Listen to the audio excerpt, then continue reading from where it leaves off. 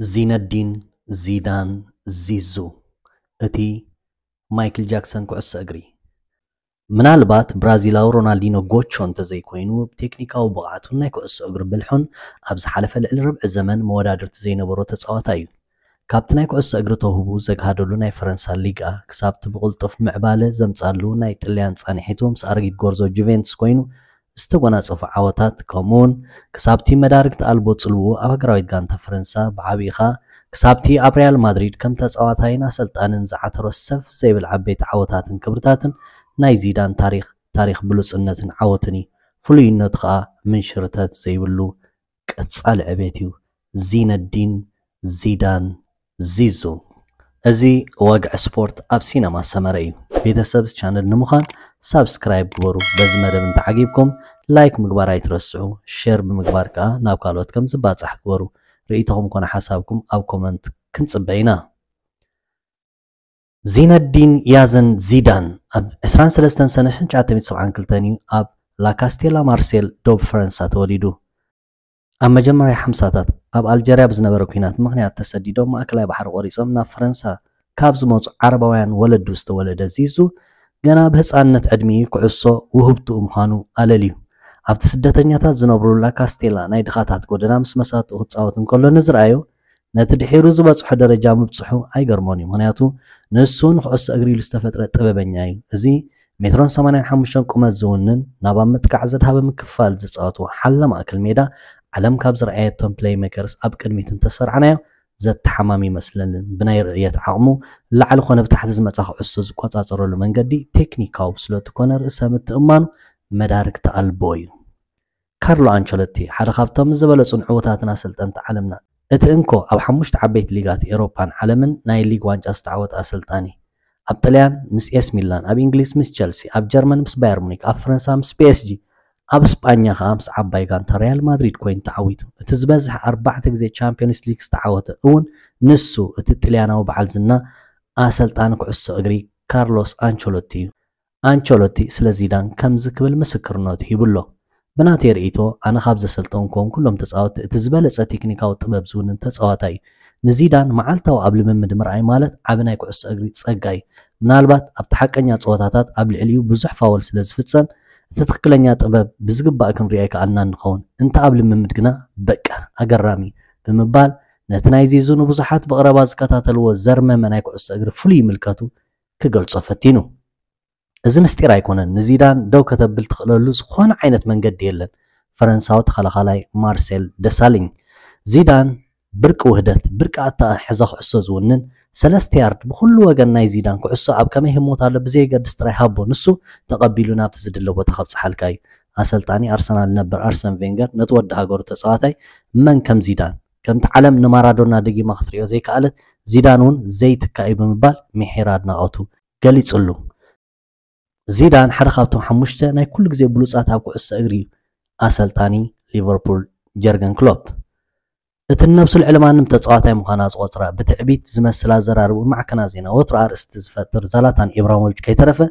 ንሱ ካብ ካልእ ፕላኔት ዝመፀ ሰብ እዩ ብምባል ብምግራም ንዚዳን ከድንቆ ተሰሚዑ ቀፂልካ ኣነ ብዛዕባ ዚዳን ክሓስብ እንከለኹ ንነብሰይ ተፃዋታይ ኩዕሶ እግሪ ምዃነ እጠራጠረላ እየ ምሱ ኣብ ሜዳ ብትህልወሉ ናይ ኩዕሶ እግሪ ዓቕምካ ክትመዝን እዩ ዝሕግዘካ ዝገርመን ነገር እንተሃልዩ ነቲ ንሱ ዝገብሮ ቀዲሕካ ክትደግሞ እኳ ዘሸግር ምዃኑ እዩ ርእየቱ ኮንትሮሉ ጎሉ ኩሉ ነገር ናቱ ፍሉይ እዩ ዓለም ካብ ዝረኣየቶም ብሉፃት ሓደ ዝኾነ ብብቕዓቱን ብተግባራቱን ኣብ ሜዳን ካብ ሜዳ ወፃን ብኣፃውቱን ኣዘራርቡን ዘይርሳዕ ተፃዋታይ ኤቭራ ንዚዱ ብዘይቀል ዓለም ይወዲስዎ ኩዕሶ እግሪ ምዝንጋዕ ኢልካ ዝግለጽ ከም ናይ ኩዕሶ እግሪ ማስተር ዚነዲን ዚዳን ዝኣመሰሉ ክትፃወቱ ንምርኣይ ዘመኒ ናይ ኩዕሶ እግሪ ፅባቐን መቐረትን ዝኾነ ተፃወት ስለ ዝውንን እዩ ኩዕሶ እግሪ ብሳዕስዒት እንተዝግለጽ ብዘይቀል ዓለም ማይክል ጃክሰን ናይ ኩዕሶ እግሪ ንሱ ዚዳን ምኾነ ኩዕሶ ክቆፃፀር ክኹብክብ ከቐብል ክቐልዕ ክጎይ ኣብ ሜዳ ኩሉ ዝገብሮ ዘፀብቐሉ ጉሩም እዩ ኣብ ሜዳ ኩዕሶ ክፃወት ንኽትሪኦ ከም ኮኸብ ተዋሳኣይ ብጥበብ ዝህንን እንተሃልዩ ካብቶም ኣብ ቅድሚት ዝስርዑ ንሱ ዚዳን እዩ ዋላ ኣብቲ ዝፀበ ቦታ ኩዕሾ ኣሽሊኹ ናብ ወዲ ጋንትኡ ንምብፃሕ ዘይእግሞ ሽሕ ዓይኒ ከም ዝውንን መዓስ ከም ዝረኣዮም ክሳብ ዘርምመካ ኣብ ትኽክለኛ ሰዓት ኩዕሶ ንመፃወቱ ጠበሽ የብለሎም ኣብ ሜዳ ዋላ ሓደ ነገር ዘይከብዶ ንኩሉ ነገር ቀሊል ዝቕይር ብልሓተኛ ድንቂ ፈረንሳዊ ናይ ማእከል ሜዳ ኣርሓ እዩ ኣብ ሊጋ ፈረንሳ ምስ ክለብ ቦርዴክስ ኮይኑ ከም ብሉፅ ተጻዋታይ ነብሱ ድሕሪ ምግላጽ ኣብ 1996 ናብ ናይ ጣልያን ዓባይ ክለብ ጁቬንቱስ ተሰጋጊሩ። ኣብቲ ሰዓት እቲ ልዕሊ ላ ሊጋ ኮነ ቡንደስሊጋ ፕሪምየር ሊግ ኮነ ሊጋ ጸብለል ኢሉ ብኩሉ መለክዒታት ኣብ ቅድሚት ዝስራዕ ሊግ ሰሪኣ ዓዲ ጣልያን ነይሩ። እቶም ዝበለጹ ተጻወትቲ ዓለምና ናብኡ ይውሕዙ፣ እተን ዝሓየላ ክለባት ኣብኡ ይርከባ። እቲ ሓያል ውድድር ዝበለጸ ተረኣይነት ክውንንጋ ግድን ነይሩ። ዚዳን እምበኣር ኣብዚ ሊግ እዚ ብፍሉይ ክደምቕ ዘይተጸገመ ክልተ ዋናጩ ሴሪኣ ዝርከቡ ዝተፈላለዩ ዓወታት ተጎናጺፉ ምስ ሃገራዊት ጋንታ ፈረንሳ ኮይኑ ዋንጫ ኤውሮፓን ዓለምን ሰፍሲፉ ኣብ 2000 ፈረንሳ ዋንጫ ኤውሮፓ ክትዓትር እንከላ ናይቲ ውድድር ብሉፅ ተባሂሉ ተሸሊሙ። ብፍላይ ኣብ 1998 ዋንጫ ዓለም መንዓተረ ናይ ፍጻመ ፀወታ ምስ ብራዚል ዝረኣዮ ብቕዓት ካብ ኣእምሮ ኣፍቀርቲ ኩዕሶ እግሪ ብፍላይ ከዓ ደገፍቲ ሃገራዊት ጋንታ ፈረንሳ ንዘለኣለም ዘይሃስስ እዩ። ነታ ኣብቲ ሰዓት ንሮናልዶ ናዛሪዮ፣ ሮቤርቶ ካርሎስ፣ ሪቫልዶ፣ ዱንጋ፣ ቤቤቶ ዝኣመሰሉ ናይ ዓለም ከዋኽብቲ ዝሓቆፈት ብራዚል ከፍ ዝዝዋን ከለዉ ሕመረት እትዓወት ንሱ እቲ ተኣምረኛ ዚዳን እዩ ነይሩ። ምስ ከም በዓሪ ዛራዙ፣ ደሳለኝ፣ ዲሻም፣ ፐቲት፣ ቱራም፣ ባርተዝን ዝኣመሰሉ መጻወቲ ኮይኑ ብዘእምን ብቕዓት ንብራዚል 3-0 ብምንብርካኽ ዋንጫ ሰፍሲፉ ቅድሚ ዕረፍቲ ብርእሲ 2 ሸተታት ብምዝጋብ ሕቆ ብራዚላውያን ዝሰበረ ዚዙ ፈረንሳ ቀዳሚት ዋንጫ ዓለም ክትዓትር ናይቲ ወርቃዊ ናይ ፈረንሳ ናይ ኩዕሶ እግሪ ወለዶ መራሒ ነይሩ። ኣብ 2001 በቲ ሰዓቲ ክብረ ወሰን ብዝኾነ ዋጋ 75 ሚልዮን ዩሮ ተኸፊሉሉ ምስ ሪያል ማድሪድ ንምጽዋት ናብ እስጳኛ ግዒዙ። ኣብ እስጳኛ እውን ድሙቕ ዓሸሮ ካብ ምቕማጥ ደው ኣይበለን። ዋንጫ ላሊጋን ጎባል ኤውሮፓን ዝርከቦ ዝተፈላለዩ ዓወታት ሓፊሱ። ኣብ 1998 2000 2003 ፊፋ ወርልድ ፕሌየር ኦፍ ዘ ይር ፊፋ ዝበለጸ ናይ ዝዓመት ኢሉ 3 ግዜ ክሽልሞ እንከሎ ኣብ 1998 ድማ ተዓዋቲ ባሎን ዲኦር ኮይኑ ብላዕልን ዝመጸት ኩዕሶ ኣብ ኣየርን ክለብ ጸገማይ እግሩ ቀሊዑ ዘመዝገባ ሸቶ ኣብ ታሪኽ ፀወታታት ጎባል ክለባት ኤውሮፓ ሓንቲ ካብተን ብሉጻት ሸቶታት ኮይና ተሰኒዳትሉን ምስሊ ናይቲ ውድድር ኮይና እውን ኩሉ ግዜ ትደጋገም ኣላ። 2002 ነይሩ ሪያል ማድሪድ ምስ ጀርመናዊት ክለብ ባየር ሌቨርኩሰን ኣብ ናይ ፍጻሜ ፀወታ ጎባል ክለባት ኤውሮፓ በፂሐን ብጸጋም ካብ ሮቤርቶ ካርሎስ ዝተዓጸፈት ኩዕሶ ምስ ዚዳን ኣብ ጫፍ ናይ ፔናልቲ እዮም ተራኺቦም። ሽዑ እቲ ዝገርም ፍጻሜ ዝተኸሰ ዚዙ ብጸጋማይ እግሩ ኣብ ኣየርን ከላ 180 ዲግሪ ተዓጺፉ ኣትሪሩ ብልክዕ ቅማረ ዝሃርማ ኩዕሶ ኣብ ሰኪዐት ሌቨርኩሰን ተሰራሲራ። እቲ ሪያል ማድሪድ ናይ ከዋኽብቲ መዕረፊያ ኢሉ ዝኣምን ጸላው ናይ ሪያል ማድሪድ ፕሬዝዳንት በቲ ዝተዓዘቦ ጸባ ሰትዩ ዘፍሰስዎ 75 ሚልዮን ፓውንድ ከዓ ፍርዩ ሓፊሶም ታሽዓይ ዋንጫ ጎባል ኤውሮፓ ናብ ከብሒ ማድሪድ ተሰቒላ። ኩዕሶ ብዝኾነ ኣንፈትን መንገድን መፅያቶ ኣብ ምቁፅፃር ንዜዳን ዝዳረግ ተፃዋታይ የለን። ኩዕሶ ንመፃወቲ ናይ ምቕባል ድንቂ ተውህቡ ክዕዘም ከለኹ ኣብ ጎኑ ተሰሊፈ ተፃወት ነይረ ኢለ ይብህግ። እመኑኒ ዚዳን ኣብ ጎነይ ኮይኑ ተፃወት ነይሩ ዘመዝገብክዎ ብዙሕ ሾቶታት ዕፅፊ ምኾነ እዚ ናይ ንጉስ ኩዕሶ እግሪ ፔለ ኣድናቆት ኣብ ልዕሊ ዚዳን እዩ። ዝገርም ነገር እንተሃልዩ ኣብ ዝኾነ ዘመን ዝበርክዎ ሃብቲ ዋላ ካብቶም ተሰማዕትን ጸለውትን ናይ ኩዕሶ እግሪ ሰባት ብገለ ይውደሱ ብገለ ከዓ ይንቀፉ። ሜሲን ሮናልዶን እኳ ምስ ኩሉ ዓወታቶም ነዊሕ ዓመታት ዝሰጎመ ዘይባተኽ ኣብ ዝለዓለ ደረጃ ብዝለዓለ ብቕዓት ናይ ምጽዋት ዓቕሞምን ቁፅሪ ዘይብሉ ብሽሞም ዘስፈርዎ ክብረ ወሰናትን ዝተፈራረቐ መግለፂ ንሰሚዕ ኢና። ዳርጋ ብምሎም ተፃወቲ ተቐናቆንቱ ኮኑ ተዓዘብቱ ኣብ ኩዕሶ እግሪ ብሕብረት ዘነቕዎ ተፃዋታይ እንተሃልዩ ዚዳን እዩ። ዚነዲን ዚዳን ዚዙ ንዓለም ኣፍዚዙ እንተቐናቆንቱ እናዚዙ ኣብ ማእከል ሜዳ ዓዚዙ ንጽኑዕ ምክልኻል ጎዛዝዩ ንሓለው ትልዳት ኣደንዚዙ ኣብ ታሪክ ኩዕሶ እግሪ ምዒዙ ቪቫ ዚዙ። 2006 ከም እንደገና ንፈረንሳ ተመሳሳሊ ክብሪ ዋንጫ ዓለም ከግዝማ ታሪክ ንምስራሕ ሃገራዊት ጋንቱ መሪሑ ኣብ ጀርመን ተረኽበ። ናይ ፍጻሜ ፀወታ ፈረንሳ ምስ ጣልያን ተፋጢጦም ፈረንሳውያን ኣብቶም ብተኣምራታዊ ብቕዓት ዚዳን ዝምርሑ ሓደሽቲ ወለዶ ዓብ እምነት ብምሕዳር ናይ 1998 ፍጻሜ ተደጊሙ ክርእዩ ምስ ሙሉእ ተስፍኦም እዮም ነይሮም። ጣልያን እውን በቲ ሰዓት እቲ ዘይትልከፍ ሃገራዊት ጋንታ ኣቂማ ነይራ። ከም በዓል ቡፎን፣ ማታራዚ፣ ካናቫሮ፣ ጋቱሶ፣ ቶቲ፣ ፒርሎ ዝኣመሰሉ ሓወሓዊ ዝጨኑ ከዋኽብቲ ተፃወቲ ኣኽቲታ ንሜዳ ወሪዳ። ብፍሉይ ከዓ በቲ ጽኑዕ ምክልኻሎምን ሓርፋፍ ኣፃውቶምን ንዝኾነት አንጻር ጋንታ ምቾት ዝኸልእ ቅዲኦም ዝኽተሉ ነይሮም። ነዚ ብድሆ እዚ ኣፍሺላ ዓወት ንምጉንፃፍ ዝተዳለወት ሃገራዊት ጋንታ ፈረንሳውን ቀላል ኣይነበረትን። አቢዳል፣ ባርተስ፣ ቱራም፣ ማከሌሊ፣ ዚዳን፣ ቪራ፣ ሪበሪ፣ ሄንሪ ካልኦትን ኣብቲ ሰዓት እቲ ምስ ዓበይቲ ክለባት ኤውሮጳ ተሰሊፎም ኣብ ዓበይቲ ውድድራት ዝደመቑ ከዋኽብቲ ዝጠርነፈት ተፈርሕ ጋንታ እያ ነይራ። ነታ ቅድሚ ዕረፍቲ ፈረንሳ ዝረኸበታ ፔናልቲ ክቐልዕ ምስ ቡፎን ዝተፋጠጠ ዚዳን እዩ ነይሩ። እቲ ዓለምና ብኽብሪ ካብ ትዝክሮም ሓለው ውልዳት ኣብ ቅድሚት ካብ ዝስርዑ ሓደ ዝኾነ ቡፎን ዘይተጸበየ ገጢሙ ዚዳን ብሕሉፍ ርእሰ ምትእምማን ኣፍኪሱን ኩዕሶ ብቅዲ ቺፕ بمهران لعلواي للداتاري ما ختمزقبن كلا بوفون كم سوي تعذبوا أبت بمعروض 9 دقيقة توسع 3 دقيقة سجيرو نافتصم كلا زغنع كبير صوتا اتنا كفافلتن تخلخلتن طليان ككلا بتزمسي زيدان أما بن 208 دقيقة فتسيمو سابرايز هنا نجر فتسيمو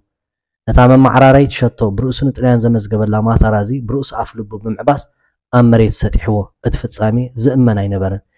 دحير خمس ترقاقصه ما ترازي زيدان بيتسباو كور بستنك منقدي أصياف صرف خمس صرفوي يخون امبر زيدان بتا فصامي بقيح كارد كاميرا تباريرو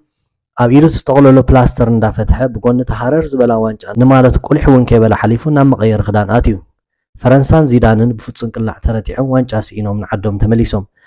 فرنساوያን نت كوب كواخبت زغونه ولدوم زيدان نزفصمه جيجا زغون بوتا خمزه يبلوم نمرعي ناي جግና قبابلا ገይሮምሉ نحلف وعدت زمتاتن حدقات ገይሮم نلب زيدان بفقر سعرمو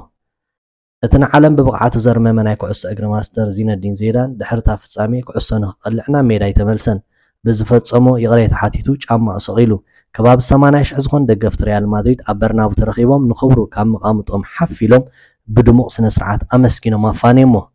بالحر ጫማو مسقالو خم እንደገና خمسلطانين عباي كلب ريال مدريد مريحو ካልእ ተኣምራር ኢና ሰለስተ ግዜ ኣካታቲል ዋንጫ ኤውሮጳ ምዕታር ዝኣክል ክብረ ወሰን ዝኾነ ዓወታት ኣመዝጊቡ እዩ ብዛዕባ ዘርእሱ ዝኽኣለ ርእሲ ስለ ዝኾነ ኣብ ካልእ መደብ ከነቕርቦ ኢና ንሕጂ ግን ብዛዕባ ዚዳን ነቲ ሰፊሕን ኣደናቕን ናይ ኩዕሶ እግሪ ተምሳጥና ብሕፅር ዝበለ ብኸምዚ ዝተዓዘብኩም ኣቕሪብና ኣለና ዚነዲን ዚዳን ዚዙ ንዓለም ኣፍዚዙ እንተቐናቐንቱና ዚዙ ኣብ ማእከል ሜዳ ዓዚዙ ንፅኑዕ ምክልኻል ጎዛዝዩ ንሓለውቲ ልዳት ኣደንዚዙ ኣብ ታሪክ ኩዕሶ እግሪ ምዒዙ ቪቫ ዚዙ ስለምክታልኩም بلبنا مسكن بتحسن عجيبكم كتكونوا تسفى يقبر ازي وقع سبورت اب سينما سمري ازي مدب كوني channel بتخاتاتل تيزعب مو سابسكرايب بمقبار صدرا بيت سي ام اكسترا شو كتكونوا دقاقي معدن نايمن تاريخ كنقرب لكم تريليو او كومنت صحفوا لنا لايك شير سابسكرايب كاي ترسعوا بخاله مسات مدب كساب زملسكم سسناي نعقم زغون زحقوس بسرات لنا كونتيننتال اكاونتانتس موياوي አገልግሎት ግብሪ በኮንቲኔንታል አካውንታንት ሰርቲፊኬት ዘለዎም ህዝባውያን አካውንታንትስ ማለት ሲፒኤስ ብዛዕባ ግብሪ ሽግራት ኣለኩም ዲም ድሕሪ ሕጂ ኣይትጨነቁ ምኩራት ሰርቲፊኬት ዘለዎም ህዝባውያን አካውንታንትታት ማለት ሲፒኤስ ዝሓቅፈት ጉጅለና ዓመታዊ ግብሪ እትመልእሉ ስለዝኾነ ናይ ክኢላታት አገልግሎት ግብሪ ንምሃብ ድልዋት ኣለና